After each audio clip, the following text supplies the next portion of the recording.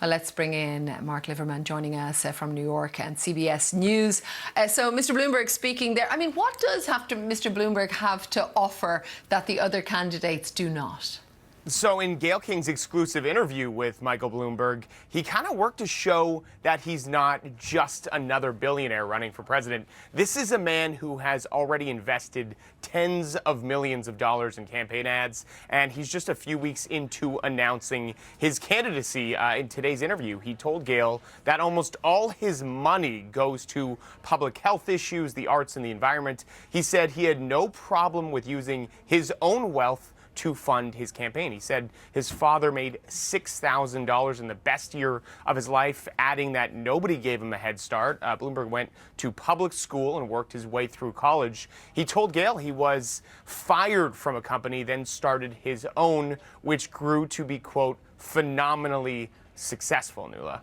What about, we're just hearing the frontrunners, Joe Biden, Elizabeth Warren, Bernie Sanders. How has his entry affected other candidates, if at all?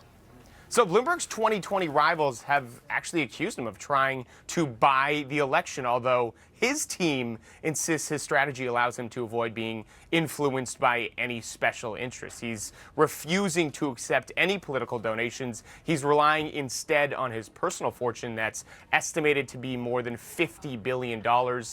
In a new ad that presidential hopeful Elizabeth Warren is airing, she says, quote, "I don't believe that elections ought to be for sale, and I don't think as a Democrat party that we should say that the only way you're going to get elected, the only way you're going to be our nominee is either if you are a billionaire or if you're sucking up to billionaires." That interview is actually being aired here in New York City on her rival's own network, Bloomberg TV. As for polling, the most recent CBS News poll shows voters' top pick continues to swing back and forth between Joe Biden and Elizabeth Warren, with neither able to break away. In that one, Bloomberg wasn't even registering, coming in below 2%, Nuala.